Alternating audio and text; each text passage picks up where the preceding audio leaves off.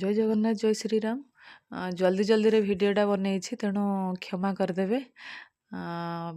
ଯେହେତୁ ଆପଣ ଜାଣିଥିବେ ଏବେ ଏବେ ମୋର ଶାଶୁଙ୍କର ଦେହାନ୍ତ ହେଇଥିଲା, ମୁଁ ସୁଧି କାମ ପାଇଁ ଗାଁକୁ ଯାଇଥିଲି। 15 ଦିନ ରହିବାକୁ ପଡ଼ିବ, ଯେହେତୁ ଗୋଟେ ପକ୍ଷ ମାନେ 15 ଦିନ ଗୋଟେ ପକ୍ଷ ନା, 15 ଦିନ ସରିଲେ ଯାଇକି ଆସିବାକୁ ପଡ଼ିବ। ତେଣୁ ତା ଭିତରେ ମୁଁ ଭାବିଲି ଗୋଟେ କିଛି କରିବି ଭିଡ଼ିଓ।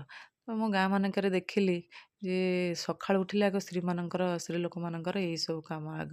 ଆଉ ଏଇ ଯେଉଁ ଶୀତରେ ଆପଣମାନେ ଜାଣିଥିବେ କେତେ ଜୋରରେ ଶୀତ ହେଉଛି, ଆଉ ଏଇସବୁ କାମ କରିବା କେଡ଼େ କଷ୍ଟ ସେଇଟା ମୁଁ ଜାଣିଛି। କାହିଁକିନା ଯେଉଁଦିନ ମୁଁ ଭିଡ଼ିଓଟେ କରିଛି ସକାଳୁ ହିଁ କରିଛି, ଆଉ କେଡ଼େ ଥଣ୍ଡା ଲାଗୁଥିଲେ ସେଇଟା କେବଳ ମୁଁ ଜାଣିଛି। କିନ୍ତୁ ଭିଡ଼ିଓଟେ କରିଛି ଆପଣମାନଙ୍କ ପାଇଁ, ଆପଣମାନଙ୍କ ଭଲ ପାଇବା ପାଇଁ। ଠିକ୍ ଅଛି, ଆଶା କରୁଛି ଆପଣମାନେ କମେଣ୍ଟରେ ମୋତେ ଜଣେଇବେ ଯେ କେମିତି ଚୁଲି ଲିପାଟେ ହେଇଛି। ଆଉ ଏଇ ଚୁଲି ଲିପା ଏଇ କାମ ପାଇଁ ବି ଗୋଟେ ଷ୍ଟୋରି ଅଛି ଛୋଟଟି, ମୁଁ ଜଲ୍ଦି ଜଲ୍ଦିରେ ଜଣେଇ ଦେଉଛି। କାରଣ ମୁଁ ଯେତେବେଳେ ଛୋଟ ଥିଲି ମୁଁ ଘର କାମ ଏତେ ଟିକେ କରେନି। ମୋର ଜେଜେମା ବଡ଼ ବୋଉ ଯିଏ ହେବେ ସେ କୁହନ୍ତି ଯେ ତୁ କାମ ଶିଖୁନୁ, ତୁ ବାହା ହେଲା ପରେ ପୁଣି ଶାଶୁ ଘରେ କ'ଣ କରିବୁ।